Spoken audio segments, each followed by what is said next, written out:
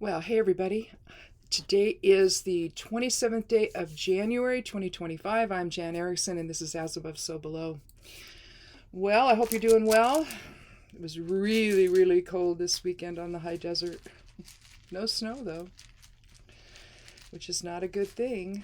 It doesn't affect us the year of. If we don't get snow, it affects us the following year. Those of us that have irrigation water. And we do. We have 5 acres, and 4.6 of it have irrigation rights, and so we do flood irrigation. And so when there's no snow in the mountains, or limited snow, not enough snow, then eventually it's going to impact us. So you don't get as much irrigation water, which is not fun. Anyway, let's go ahead and take the Elder Futhark rune. Oh, we haven't had Birkenau in a while. Birkenau is the 18th rune of the Elder Futhark. It's basically a bind rune in and of itself. You can see Kenaz and forward once and reverse twice. You can see Laguz and Vunio and Rado and Isa. And so it's essentially it's kind of like the Earth Mother rune in the Elder Futhark. It's about fertility and birth and family, protection, new beginnings, growth. It's bringing something to fruition. So it wouldn't necessarily be a pregnancy, although it can be because it's fertility, but it's when the birth is happening essentially.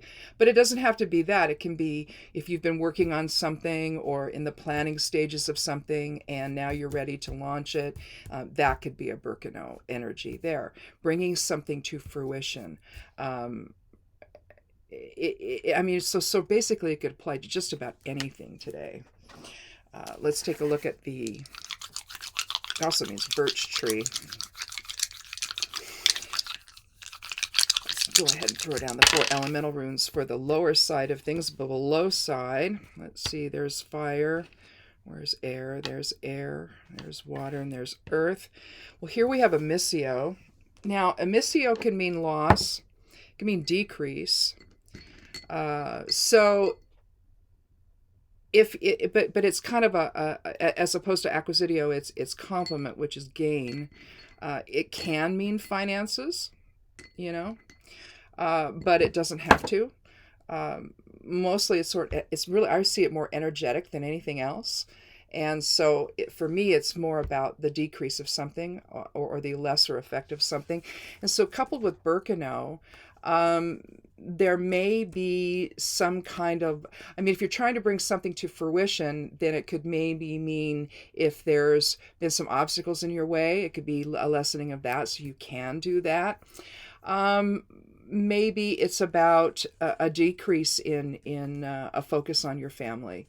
It could be something like that too, or Birkenau is also about protection, and so maybe a lessening of that, or a lessening for the need of that. If it's about growth with Birkenau, a decrease in growth maybe, or again, the decrease in something that's preventing, that growth. So again, it's kind of it's not so much something that is emissio can also be a hesitance to engage. It could be sacrifice or maybe insecurity.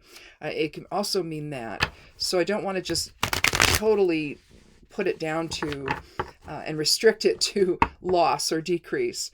But maybe you've been hesitant to engage with your family, hesitant to put forward anything that creates any positive growth for yourself. And now, maybe the strength of Birkenau is something that can, especially from a higher perspective, can show you the fallacy in all of that, where maybe you're willing to set that aside and have there be a decrease of that sort of thing today, to help you bring something to fruition, to help you grow, to help you heal. And if it's something to do with family, well, maybe there's been some issues and maybe there's an opportunity to do that. Maybe you've been hesitant to engage, but, maybe now not so much. But we'll see. Let's see what the cards have to say. Well, we have one card from Pentacles, one from Swords, and we have the Hangman uh, from the Major Arcana. I've been doing the numerology at the end. Why don't we just go ahead and do it here really quick of what the reading's going to be. So we said 18 for Birkenau. It's the 18th rune. We have an 8 of Pentacles. We have a 2 of Swords. And we have the 12th card of the Major Arcana, which is the Hanged Man. So we have 40. 40 reduces to 4. Let me do it one more time to be sure I didn't mess up here. 18 plus 8 plus, which is 26, plus 2 is 28, plus 12 is 40, and that reduces again to 4. So 4 is about structure and foundation. It's also about grounding. It can be about pragmatism. I was going to say practicality, although it is. But it's kind of like the structure of foundation. If Birkenau is really about family and protection and new beginnings, bringing something to fruition, in a sense, that's your foundation and your structure. And so there could be something here with the 2 of Swords where you need to make a decision about that. But let's start with the 8. Here we have the 8 of Pentacles. Here you see a guy, an entrepreneur or a journeyman of some kind who's working his craft. You can see the town in the distance over here. But you can see the coins. He's displaying them all here. He's basically working his trade, plying his trade, plying his craft, if you will, and working very diligently on that. 8 is about leadership. It's about material recognition and approval. So he's out there displaying what he's doing, very similar to the guy in the 3 of Pentacles, who's a mason, who's working on a building, the facade of a building. And a couple people walk by to take a look at what he's doing. Here he's more by himself, and he's working diligently. And so you can think in terms of diligence as well. But that's also a foundational thing with the 4 numerology for the whole reading, isn't it? And 8 is a double of 4, so it's magnified. And he's really building his fortune here, isn't he? He's building his reputation, if you will. Because he's out in front. He's not hiding away. He's away from the town, or maybe that's his home, but I don't think so. I usually interpret it to be the town. So he's out away from it, so there's no influence there, but they can see him and they can come and see what he's doing. So again, maybe we're looking at material recognition and approval. And with Birkenau, when you're bringing something to fruition, it may be this: he's ready to show what he knows how to do. And so the growth and the progress that he's made, the new beginnings that are starting as a result of it. It's like when you graduate from college and you're or from a trade school or whatever, and you're ready to show the world what you can do. This card kind of reminds me of that. But then you have a decision to make. Now, here's an interesting card. I've talked about this before. I don't really see it here in the 8. It's really all earth element here with Pentacles. But here you've got both water and air with Swords. Swords is the air element, and Pentacles, of course, is the earth element. But this would be a masculine influence. This would be a feminine influence, or receptive. So it'd be projective with air. Air and fire are both projective. Water and earth are receptive. So that's the energy of them. But here with 2, you can either be about decisions or balance or love or healing. So you see some healing here as well, as that you do with Birkenau. And here, in terms of Amicio, he doesn't have any hesitance to engage. He's resolved that within himself. That's decreased in him, and he's out there. But here, you want to go within. She's turning the noise of her emotions off. You can see the water behind her. And again, just like you see in this card, you see right over here, you see that dual line right there? That is indicative of being in one area versus another, or one time span versus another. You can think of it like in the two of cups, when you'll see that there, where they're out away from their home, and you see that dual line in between the home area on the card and where they're standing. And so it's like they got away from the whatever it was that was causing the difficulty, and they moved away from it, get out of that influence, and now they're going to come together in harmony and love and in healing and reciprocity, right? And they make the decision to heal. Well, here she needs to make a decision that's intellectual, and she needs to stay back away from the waters of her emotions here, and not and so to make a decision that's rational, that's in balance, that is leaving the emotion out of it, if you will. And so so you have her, instead of being right on the water's edge and no separation from it, here she's separated, and she's right here sitting on a stone bench, and her arms are crossed, and she's holding a sword in each hand, but she's blindfolded, so she needs to go within and make that decision in a rational way about something maybe to do with her future, maybe where this is going to go, rather than maybe working on his own. Maybe he's going to work for somebody or start a business with somebody, maybe. There could be something like that. Again, with Birkenau bringing a project to fruition. After he's gotten his reputation and everything established out there in the world, maybe now he's wanting to come together with somebody else and have a larger business, if you will, or expand on what they do, what he has to offer, with somebody else that maybe has to offer something similar but different, and so they can expand their reach to other customers maybe. But you can't make a decision on impulse. You can't make a decision.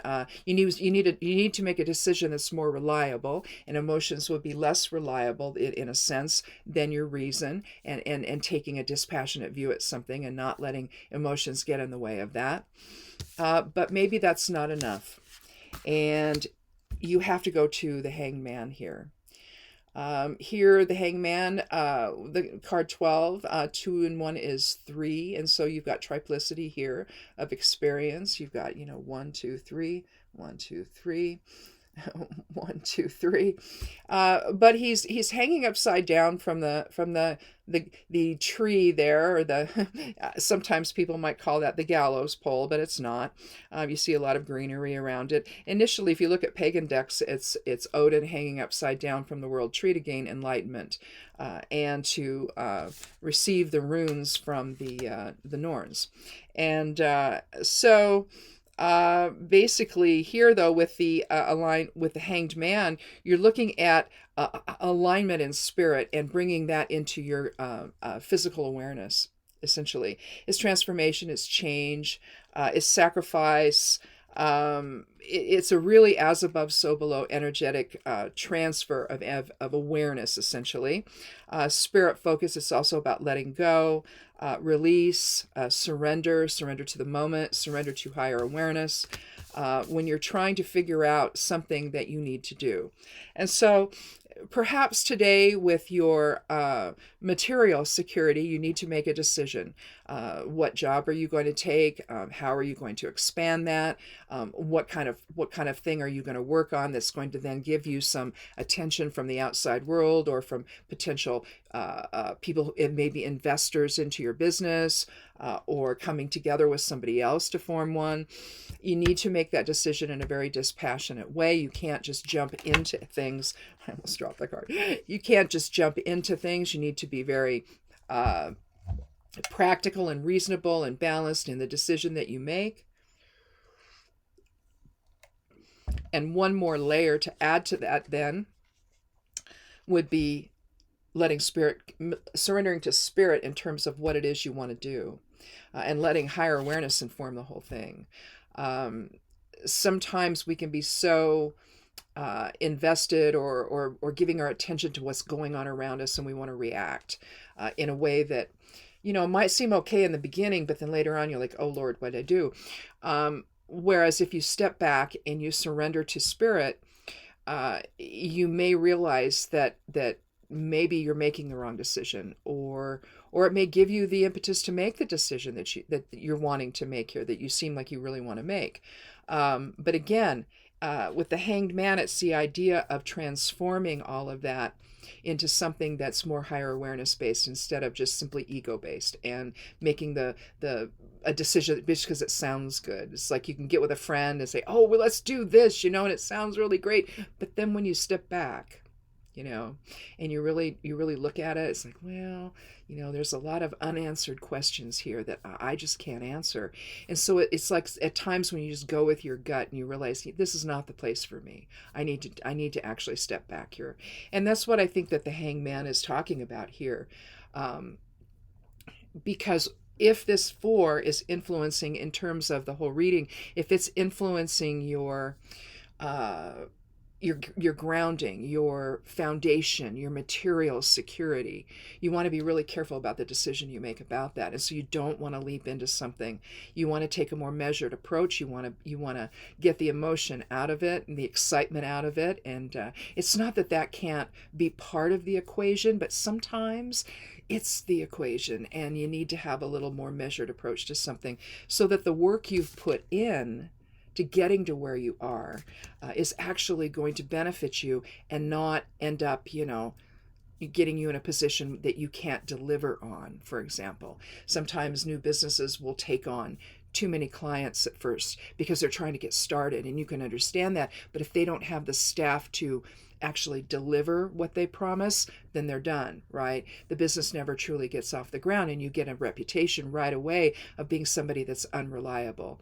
And so with Amicio, maybe in terms of customer base, they need that reliability, that you're going to be somebody that's going to be there, especially if something goes haywire and you need to call them back and say, look, this didn't work out. What do we do? Well, you have to be there to be able to do that.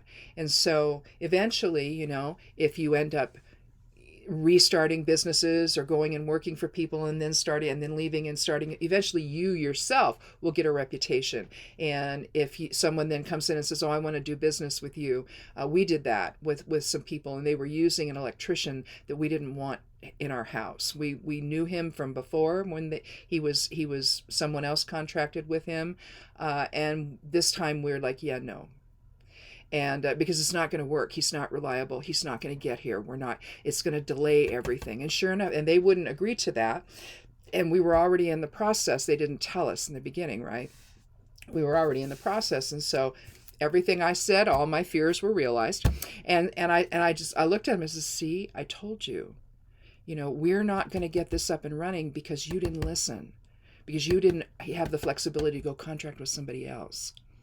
And so again, and so now we don't use them at all. That particular company, we don't use them at all for anything. And so it's a real lesson, when you are dealing with something that's unreliable. And so with the 4 numerology for the reading, there has to be some level of unreliability. And so not only is a decision you need to make about your future here in the 8, and essentially your material security that results from that, not only does it have to be without emotion, but you may need to go ahead and align in spirit and just go into meditation and see what comes up, and allow that higher transformation to take place.